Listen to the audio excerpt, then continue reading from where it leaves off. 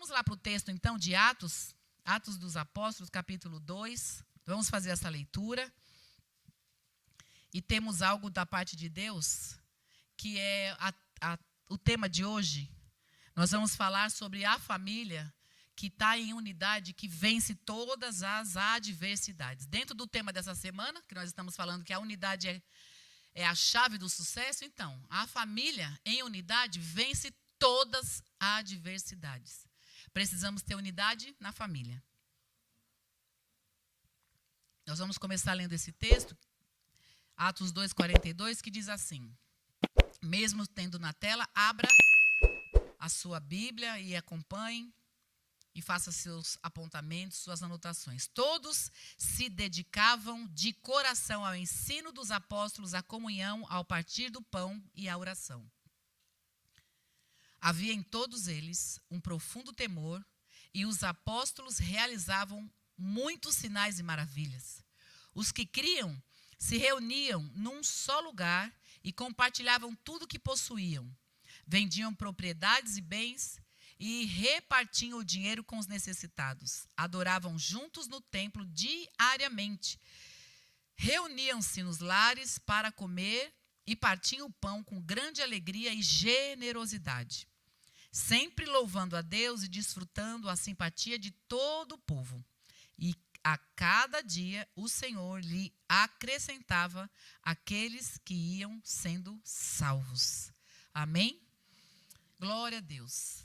O tema dessa tarde, estamos falando de família, porque essa tarde é a proposta, às quartas-feiras, é estarmos voltando a palavra para falarmos de família, para batermos nessa tecla, né? Sabemos que o próprio inimigo, ele, quando luta, quando ele começa a fazer os planejamentos dele, ele deseja destruir a família, porque a partir da família é que a sociedade fica do jeito que está, né? Nós estamos vendo. Hoje as pessoas não sabem mais na família quem manda, quem faz, quem tem que obedecer. Na verdade, todo mundo manda e ninguém obedece. É uma bagunça nas famílias, né? Nós estamos falando da sociedade no geral. Por quê? Porque é o intuito do maligno destruir exatamente algo que Deus fez com tanto amor e o que ele inventou no começo. Criou o homem, criou a mulher e mandou multiplicar, ou seja, fazer uma família, né? A partir de uma família. Então, essa palavra unidade, nós estamos exatamente pensando assim, pelo tema que eu coloquei, seguindo o tema da semana, pensando assim, qual é a família que está unida, que vai ser desmontada, que vai ser desmantelada. A gente até passa uns reveses, né? Todo mundo que está aqui certamente já passou. Situações que achava que não ia dar mais, imagina, não dá mais, não tem mais jeito. E ainda mais hoje, né? Dentro das formas como as famílias estão sendo formadas e da maneira como hoje a sociedade está deixando, né, a própria criança ou adolescente cheio de não me toques, não me reles, tudo ai, coitadinho, coitadinho, é aquela geração, né, que eles falam, geração Nutella, que tudo não aguenta, não pode passar dificuldade, então é um tal de, não vou aguentar desaforo, e tantas outras coisas, imagina. Né? Imagina os mais velhos que estão aqui pensando nisso, né? Quantas situações, né? Eu vou fazer acho que é 39 ou 40 anos, já me perdi nas contas, mas por aí, 39 anos eu acho já de casado. Imagina, nem tudo foram flores, imagina, foi mais pedra do que flor. Mas é uma construção de pedras, né? Tem que ter uma construção, tem que ter o alicerce.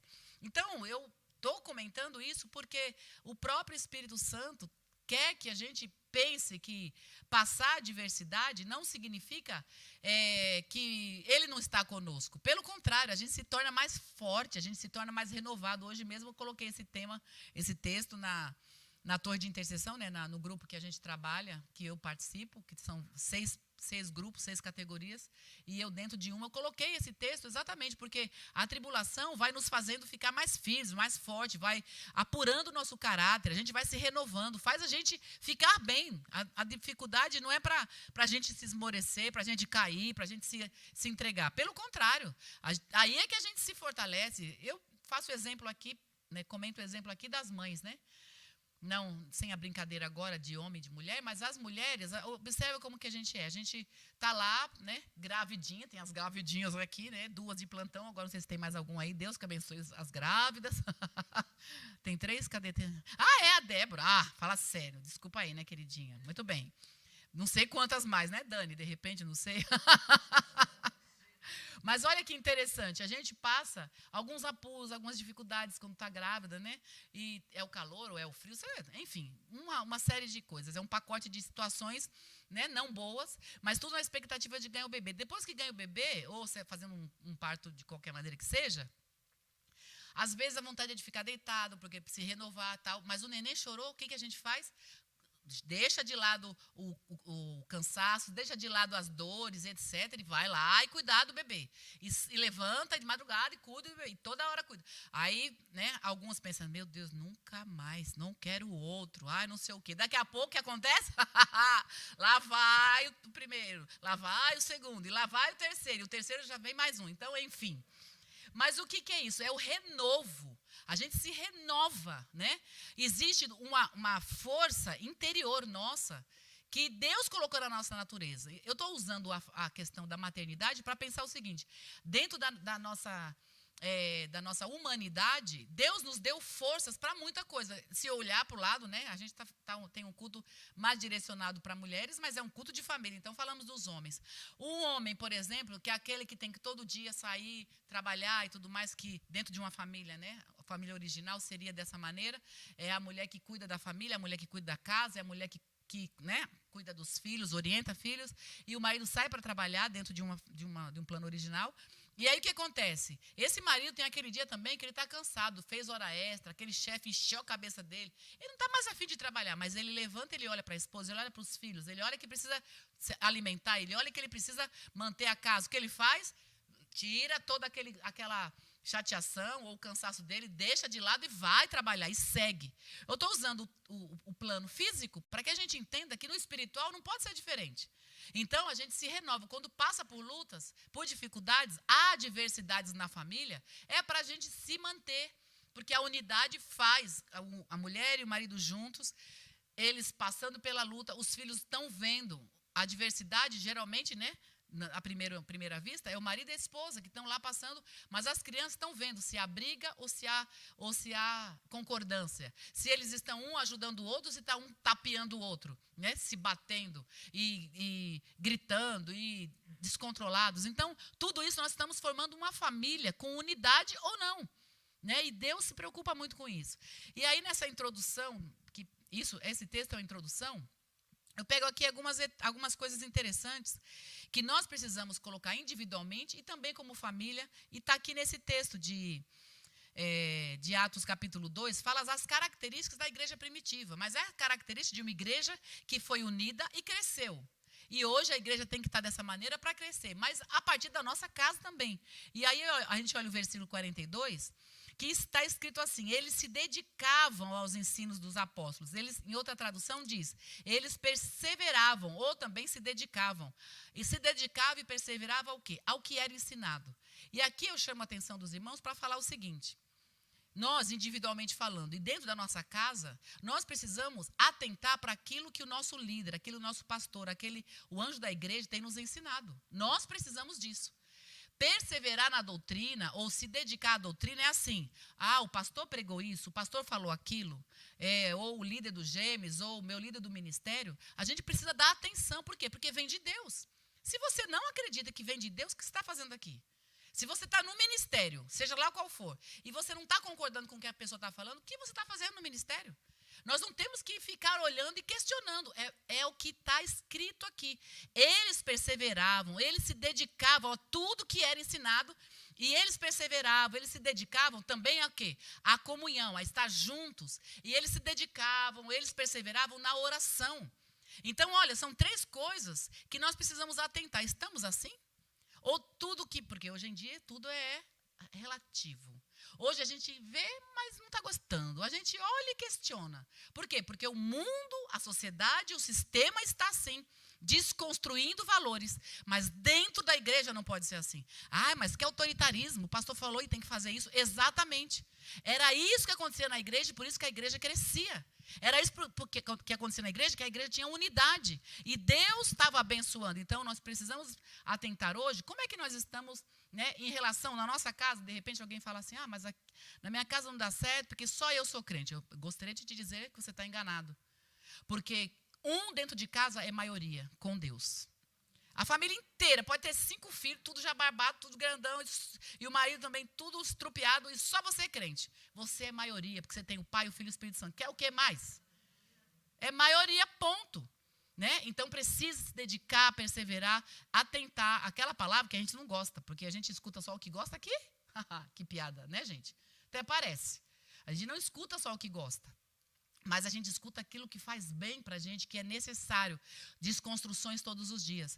Aí, ainda no versículo 43, tem mais um ensinamento aqui, que aqui o texto fala assim, que em todos eles havia um profundo temor. Eles tinham temor. O que é temor? É a gente saber até onde a gente pode brincar, é saber até onde a gente pode lidar com as situações, porque precisamos temer a Deus. É não falar um palavrão quando está lá sozinho, mas não é porque alguém pode ouvir eu falando, não, é porque teme a Deus. E a gente ouve hoje, né? Meu Deus, está tão complicado. A gente lida com pessoas, daqui a pouco, eu mesmo, né? Por conta de ser a esposa do pastor, tem muita gente que conversa comigo, daqui a pouco solta umas besteiras aí. Tipo assim, né? Tá na igreja e solta comigo. Aí lembra, não, porque é a Léo, entendeu? Se fosse, por exemplo, se for as filhas, aí tudo bem, solta besteira e fala. O temor faz a gente não falar bobagem, faz a gente tomar cuidado com o comportamento por causa do Senhor. Sabe, o Senhor é santo, o nosso Deus é santo. A gente toma cuidado, tem temor, até com um tipo de roupa que vai usar. Por quê? Porque está todo mundo usando um monte de coisa. Peraí, mas eu posso usar desde que não vai constranger o meu Deus. Porque as pessoas estão olhando para a gente, hoje foi até engraçado, que nunca aconteceu mesmo. Eu achei até, gostei até. Tem uma pessoa lá no prédio, a gente quase não conversa, né? Que ninguém conversa mais, a gente sobe e desce, nem conversa com ninguém. Mas tem uma senhora que está, por conta do meu prédio, da vizinha de porta, que está muito, muito idosa e tal. Aí os filhos tiveram que colocar, teve um AVC, não lembro o que ela teve, e ela foi colocada numa casa de repouso, então está vendendo as coisas, e por conta disso a vizinha vem para vender e tal. Eu acabei conversando com ela e tal, uma vez ou outra, e hoje, por acaso, na hora que eu saí para vir para cá, ela descendo para ir para a academia, né, toda já preparada para a academia, ela me olhou, a gente conversou um pouco, pode entrar, porque ninguém entra nos elevadores, está todo mundo preocupado e tal, mas agora começaram a tirar um pouquinho, né, do estresse, por causa da vacina, e a maioria é tudo velhinha, do jeito que eu sou, imagina, eu sou uma das mais jovens lá, imagina como que é o povo lá, né? Eu sou uma das mais jovens. Aí ela, pode entrar? Eu falei, claro, por favor, tá, ela entrou. Aí conversamos banalidades, né, coisas, amenidades, melhor dizendo, aí ela falou assim, nossa, para onde você vai? Aonde que você está indo desse jeito? Eu falei assim, eu pensei, que benção, que pergunta maravilhosa. Aí eu falei, eu estou indo para a igreja. Eu falei assim, nós temos uma reunião de mulheres e eu estou indo para a igreja. Ela, que coisa boa, que coisa boa. Quer dizer, eu fiquei, quando eu entrei no carro e tudo mais, porque aí ela falou que ia treinar, eu falei assim, bom treino para você. Aí ela, obrigada e boa oração para você. Eu falei, amém, obrigada. Só que aí eu entrei no carro e comecei a pensar nisso. Comecei a pensar, se ela já me observava por algum motivo, agora quando a gente se vê dentro do prédio, ela vai me olhar mais. Por quê? Porque ela sabe agora que eu sou uma mulher, né, da igreja, sou crente, sou evangélica. E isso nós temos que atentar, irmãos. Ainda que o mundo esteja do jeito que está, igrejas dando mau testemunho, gente pintando os canecos, nós temos que ter temor. Eu não deveria gastar tanto tempo falando sobre isso, mas o Senhor sabe todas as coisas. Precisamos continuar mantendo a nossa vida alinhada, ilibada na palavra, independente dos outros. Se os outros são corajosos para fazer o que não presta, nós temos que ser corajosos para dizer assim, eu não. E não desfazer de ninguém, mas a gente não, né? Temor, e o Senhor que aplique o Espírito Santo no coração de cada um na sua individualidade. Versículo 44 fala que eles estavam reunidos num só lugar. Quem estava no domingo sabe que nós ouvimos sobre isso. Além de falar a mesma língua, precisamos estar unidos fisicamente. É o que o texto lá, quando iam fazer a Torre de Babel, eles estavam lá falando a mesma língua, mas eles estavam em unidade física. O texto aí no versículo 44 diz: eles estavam reunidos num só lugar. O que significa isso? Significa o que a gente está fazendo hoje. É o que a gente faz na quinta, é o que a gente faz no domingo de manhã, de noite, é o que alguns fazem aqui também nos cultos, que a gente também está abrindo aí a oportunidade, os cultos no lar. Os GEMs, são reuniões de GEMs, são os ministérios. A gente tem que estar junto, né? Essa comunhão, precisa ter uma comunhão física. O texto aqui diz isso. Eles estavam juntos. E o que me chama a atenção em relação a isso, é que eles estavam juntos e o texto, ainda no versículo, eu vou pular o 45 para falar o 46, que tem a mesma conotação, mas olha que interessante. No 46 diz, adoravam juntos no templo diariamente. Além de estar fisicamente, é diariamente. Aí a gente vai falar aqui, Leonor, mas a gente não tem como vir para a igreja todo dia. Eu entendo, claro que não. Muita gente mesmo hoje aqui nesse horário não está aqui, né? Alguns estão porque estão em escala de trabalho e hoje é a folga, né, Ju? A Ju eu já sei que é assim. Outros não podem estar porque estão trabalhando. Então, não é o diariamente para ter que estar em todas as coisas. Eu também não estou em tudo. Mas esse versículo 46, ele está dizendo sobre hábitos regulares. O Espírito Santo colocou isso no meu coração. Eu não preciso estar todo dia na igreja. Claro que não. Eu tenho também, né? Cada um tem sua vida, seus afazeres, nossos compromissos. Vocês trabalham, eu também trabalho. Fora trabalhar em casa, a gente tem alguma coisa para fazer também em relação ao nosso trabalho, a maioria que tem. Mas o que Deus está falando nesse versículo 44, junto com 46, é exatamente isso. Estar junto fisicamente e o diariamente significa ter hábitos regulares. Hábito regular, irmãos. Faz tempo que eu não escuto isso, mas eu vou dizer uma coisa que faz tempo que eu não escuto. Hábitos regulares não é estar apenas no segundo domingo do mês e nunca mais estar na igreja. Vocês entendem o que eu estou dizendo? Todo mundo tem hábitos. Ah, mas irmã, eu tenho hábitos regulares. Léo, o que você está falando? Todo segundo domingo do mês eu estou na ceia. Pois é, isso é ser religioso. E o Senhor está dizendo aqui que a unidade não é na religiosidade, é a unidade nos bons hábitos. É pelo menos estar nos cultos oficiais da igreja, é pelo menos você estar numa reunião de gêmeos onde a gente tem o quê? Afinidade, onde a gente às vezes pode não concordar com algumas coisas. Imagina, eu não tenho muita dificuldade com a maioria que está aqui. Por quê? Porque a gente não convive. Agora, de vez em quando, a gente tem assim uns entraves com a filha, com a outra filha, uma coisa que a gente não concorda. Por quê? Às vezes com quem é dos gêmeos, né, Lucinha? Às vezes tem coisa que começa a falar, a gente, opa, não estou gostando disso. Por quê? Porque a gente está mais tempo junto. Mas é muito melhor estar mais tempo junto e ter alguma entrave do que simplesmente não fazer parte. Então, é isso que Deus tem nos colocado nessa tarde para entender. Passos que nós, participantes de uma família, precisamos ter esses hábitos, essas características para ter unidade. Até aqui, amém, queridos? No versículo 45, ele fala sobre a questão da ajuda, né? O versículo 45 diz assim: vendiam suas propriedades e bem, repartiu o dinheiro com os necessitados. Aqui, eu já cheguei a ouvir, não hoje, não aqui na igreja, mas a outra igreja que a gente congregou, eu ouvi alguns, não, aqui no começo também escutei isso, que aqui não aceitavam. Pessoas que diziam assim, a igreja não é uma coisa certa, não. Porque tem uns irmãos que têm uma dificuldade, que moram em umas casinhas simples, e tem outros irmãos muito ricos. Cadê colocar em prática essa palavra? Pois é. Quando a gente não entendia, eu e Joel, né? Eu vou falar da nossa experiência. A gente não entendia, a gente achava que tinha que ser mais ou menos assim.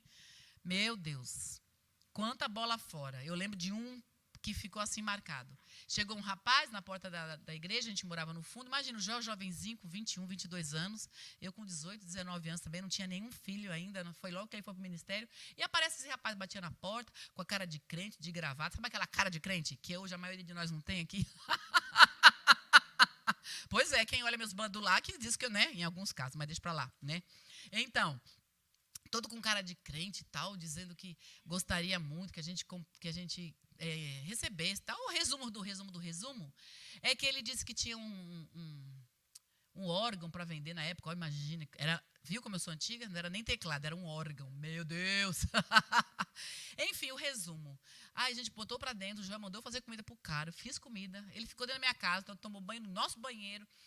E falou que tinha um órgão não sei aonde, o Joel, e ele também estava sem condição, não sei o quê. O resumo do resumo do resumo, sem dinheiro, sem condição nenhuma, igreja pequena, nós, o tempo todo ali só na igreja, o Joel não trabalhava, né, depois ele veio trabalhar fora, porque a igreja era bem pequena, mas enfim, acabamos sendo assim, perdemos dinheiro, coisa que a gente nem tinha. O Joel fez um empréstimo, se não me engano, para comprar o... E ele tocou, ainda ele fez o Joel ir no lugar lá. O Joel ele tocou o órgão, disse que ia comprar. Bom, resumo do resumo, roubou a gente, na cara dura, assim, na boa.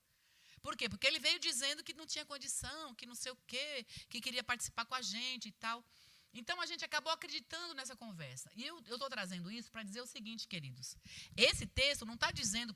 Aquela época é uma época diferente de hoje. Né? No sentido de que tinha aquelas pessoas que estavam sem condições e tinha outras pessoas que não tinha propriedade, então se ajudavam mutuamente, porque era deserto, porque era um lugar que não tinha como hoje. A gente tem nossas casas, a gente tem nossas habitações. Mas hoje, o que a gente faz? O que o pastor Carlos com a Sueli, com o grupo do GEAS faz? Hoje tem toda uma estrutura que a gente não vai ficar tirando, por exemplo, de alguém que tem para dar, mas de outra maneira, o que a gente faz hoje? A gente ajuda com o que é necessário, com as necessidades básicas. Então, quem tem uma necessidade básica da falta do alimento, o que acontece? A gente vira e mexe, vê a Sueli, hoje não era do culto, mas depois do culto vem gente, pede, irmãos da igreja na maioria, não é isso? Pessoas de fora também, então a gente procura dar essa ajuda.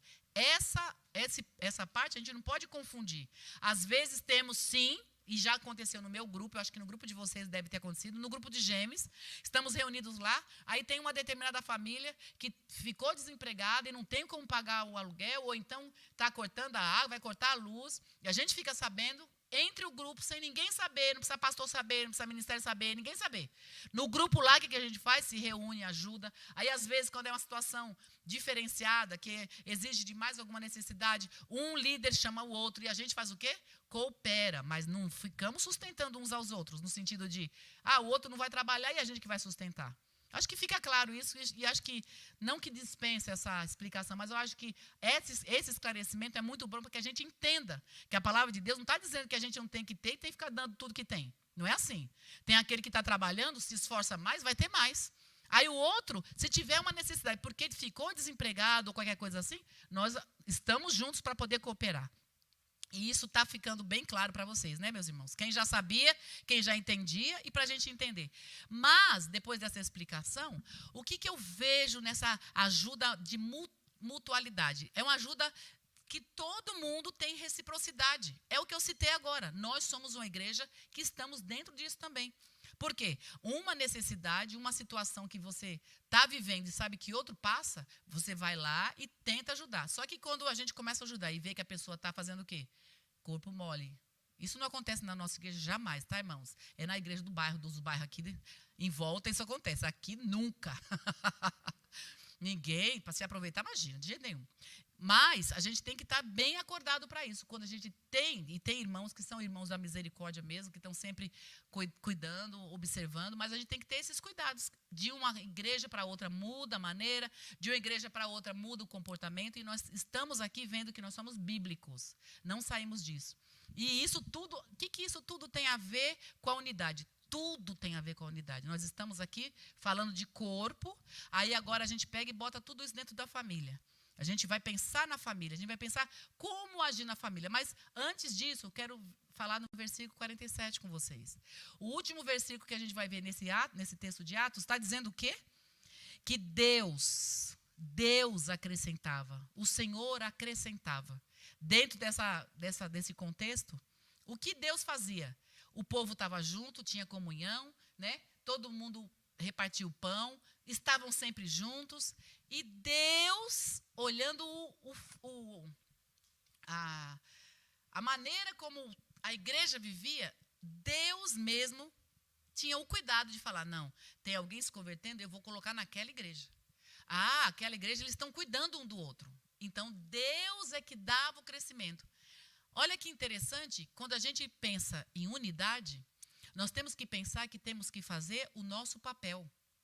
A gente não precisa correr atrás de outras coisas. Temos que ter unidade e fazer o que Deus está mandando a gente fazer. Porque quem abençoa é Deus. Às vezes, no meio da família, vou entrar na questão de família, às vezes na questão da família, alguém está andando com Deus, está vivendo, que nem eu falei aqui, pode ser que esteja um só crente e o resto da família toda não é, mas a gente fica tentando converter. A gente faz de tudo para converter o outro. Queridos, nosso papel não é converter ninguém, nosso papel é fazer o que Deus manda fazer. Tem ordens, o pastor prega, a igreja tem alguém que está ministrando, está ensinando. O nosso papel é obedecer o que a palavra diz. Unidade tem passos. E está aqui alguns passos. Nós temos que agir desse jeito. E Deus é que vai converter, Deus é que vai quebrar o coração, Deus vai mudar a situação, Deus vai fazer as pessoas mudarem o jeito de ser, Deus muda. Quantas situações que a gente tem testemunhos aqui que a gente sabe. E aí, para a gente encerrar, nós vamos falar algumas coisas aqui sobre família, exatamente sobre família. Porque a gente sabe que o ponto principal e inicial para os ataques espirituais do maligno, já falei isso, estou repetindo, é na família. Se ele destrói a família, ele destrói a sociedade. Nós estamos vendo como a família está ficando. Então, Deus está mais interessado na família, na sua família, que ela vá bem do que eu e você. Sua família está com problema? Sua família está com dificuldade? Eu quero dizer para você, faz o que Deus está dizendo para fazer. Cumpra o seu papel, porque Deus está mais interessado em abençoar a sua família. Amém? Vamos lá, vamos agora para Pedro, primeiro livro de Pedro, capítulo 3, versículo 1 e 2, nós vamos ler. Pedro é um texto bem interessante, né? Que fala dos papéis, né? Da maneira como a gente tem que agir, os homens e mulheres. Mas eu só vou falar desses dois versículos, na verdade. Nós vamos pensar aqui sobre essa unidade na família que vence todas as adversidades. Primeiro, você pôs na tradução de NVT, né, Cris? Então, vamos lá. Só os dois versículos, 1 e 2, que diz assim. Já encontraram?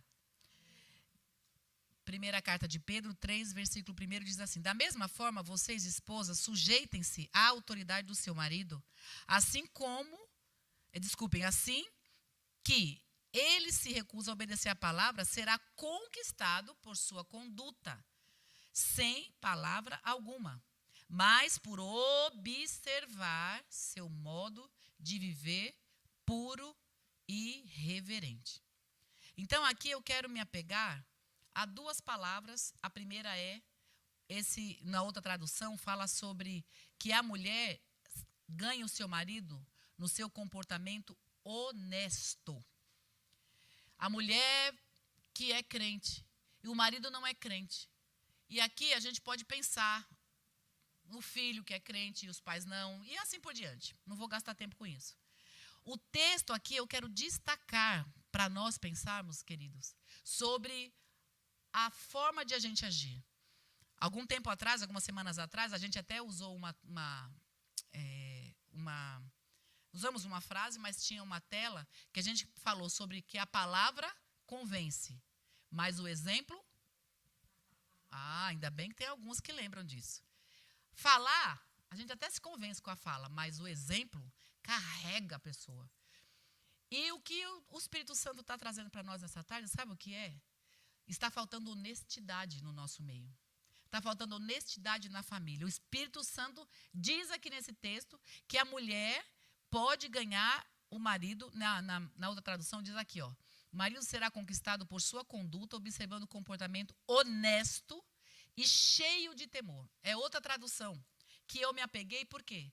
Porque a palavra honestidade, o que é ser honesto? Honestidade está relacionado a ter uma moral irrepreensível. Ser franco, ter franqueza, ter transparência e ter sinceridade. Aí eu fico lembrando das irmãs aqui que falam do sincericídio. O ser sincero e falar o que vem na cabeça, falar o que a pessoa merece, isso não é uma fala que vai construir.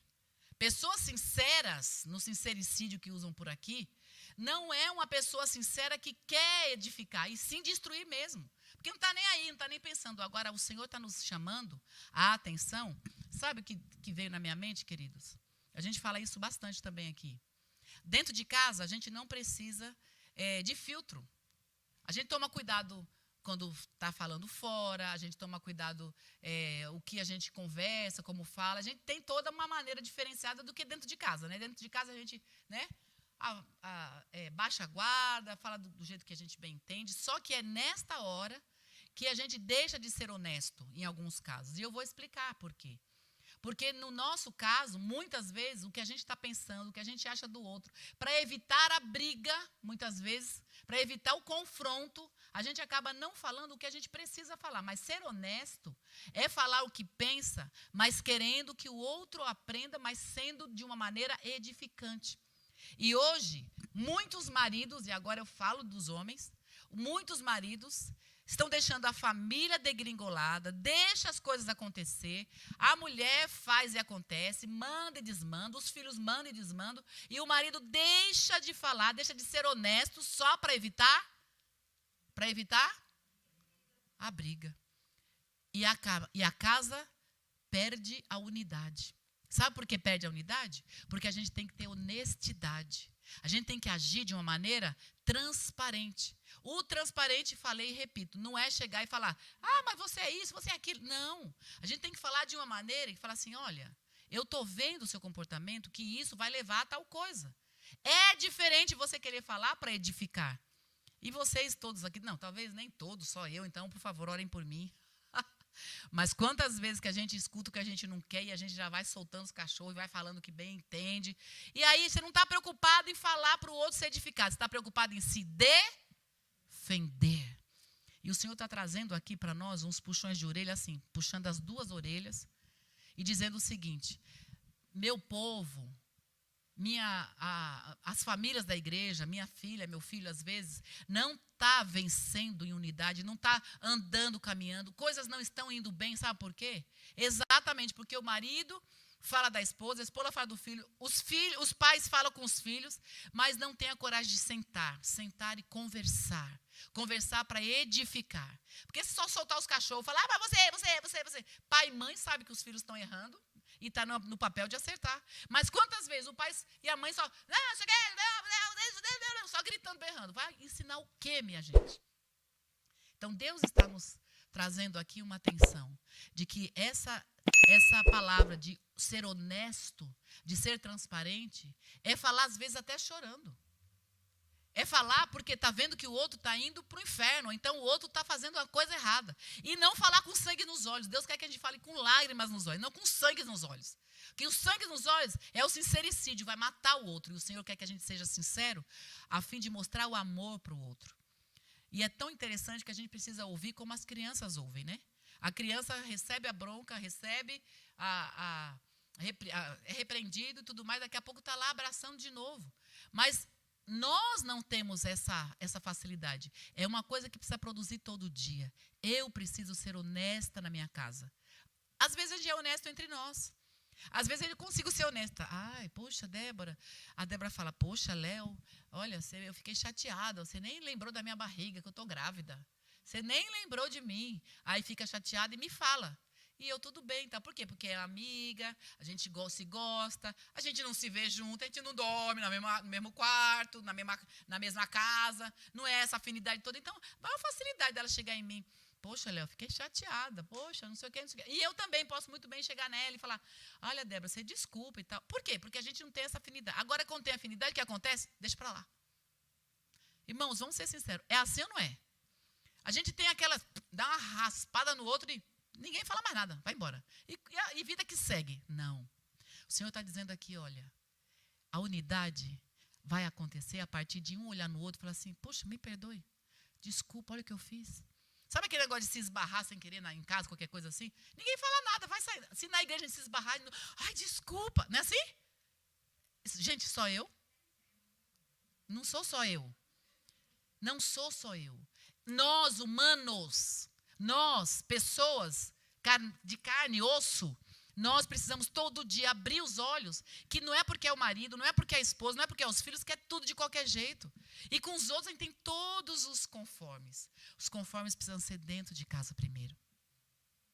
Essa honestidade que o Senhor está dizendo, de chegar e dizer com desejo de ver o outro bem. E não com desejo de ficar bem, porque nós temos essa defensiva sempre. Amém, queridos?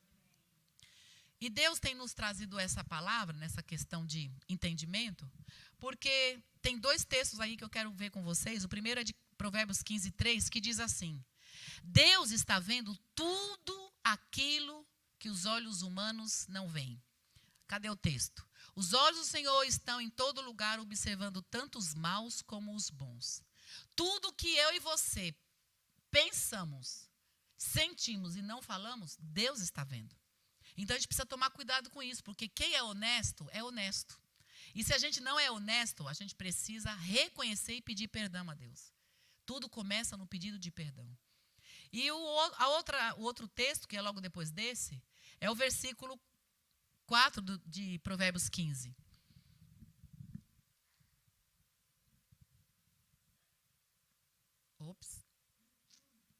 Palavras suaves são árvore de vida, mas a língua enganosa esmaga o espírito. Eu vou dizer, eu não vou falar para vocês falarem, vocês vão falar se quiserem. Porque eu, lendo essa palavra, Deus falando comigo, eu já fiz meu pedido de perdão diante de Deus. Sabe por quê? Porque eu não sou usada aqui para falar para vocês, porque eu estou aqui, top. Não. Eu olhei para tudo isso e falei, Senhor, eu preciso pedir perdão. Então eu posso falar agora isso. Olha aqui, ó. Cadê? Volta lá, que eu não abri aqui na minha. Volta o texto, por favor. Cris. Palavras suaves são árvore de vida. Eu preciso ter palavras suaves dentro da minha casa. Eu preciso. Agora, se você precisa, você também vai dizer você e Deus aí. Porque é uma coisa que a gente não se preocupa. Em muitos casos. A gente tem uma afinidade de uma maneira que a gente deixa para lá. E essa história de deixar para lá, falta unidade na família. A gente vai magoando um ao outro. E a gente conhece todo caso, né, irmãos? De crianças que foram maltratadas, não é abusada, nada disso não. É um pai que falou uma besteira, que falava sempre a mesma besteira. É a mãe que fala sempre a mesma besteira. Aquela criança cresce escutando, guardando isso e formado com aquilo. Quem é que vai tirar aquilo que ela ouviu? Entende o que eu estou dizendo? É um cuidado que a gente não tem dentro de casa. Nós precisamos ter esse cuidado. Essa sinceridade precisa ser com edificação. Para ter unidade. Famílias com unidade. Todo um comportamento que a gente viu no começo agora de Atos, Deus trazendo para nós. Tudo isso precisa gerar em torno de honestidade. Talvez alguns de nós aqui vamos precisar sair daqui e pedir perdão para alguém que nem está com a gente. Que nem mora mais, de repente, o filho que já saiu de casa. Vamos ficar em pé, queridos? Eu vejo aqui, em outra tradução, o versículo 4 do capítulo 15, que diz assim: o falar amável é árvore de vida, mas o falar enganoso esmaga o espírito. Esse falar enganoso, o que está querendo dizer esse enganoso? Eu estou querendo cuidar de mim, eu estou olhando para mim, por isso que eu falo que eu bem entendo. E quando a gente fala o que a gente bem entende, a gente se sente bem, né? Porque, eu me defendi. Deus está dizendo nessa tarde, vamos baixar a nossa guarda. Porque se Ele está falando 2 semanas consequentes, né, em sequência, que nós precisamos de unidade entre os irmãos, o que dirá unidade dentro de casa? Não respondam, mas está tendo unidade assim, de boa dentro de casa? Estamos tendo mesmo? Essa unidade está acontecendo com honestidade? Que o Senhor nos ajude nessa tarde a pedir perdão para Ele, mas quando sair daqui, para a gente ter uma família em unidade, que a gente possa vencer toda a adversidade, que a gente seja honesto. A nossa honestidade, irmãos, para encerrar, eu preciso dizer isso. É a gente ver o valor do outro. Casamento faz isso na nossa vida. Quando a gente casa, a gente está num relacionamento, o tempo começa a passar, a gente perde a honra do papel do outro. A gente vai deixando para lá. porque é filho. Porque tem que respeitar filho. Porque a esposa... tá tanto tempo casado. Aí aparece a irmã na igreja, todo cuidado com a irmã da igreja. E a esposa tratou de qualquer jeito. E vice-versa. Honrar primeiro quem está em casa. Ser honesto primeiro com quem está em casa.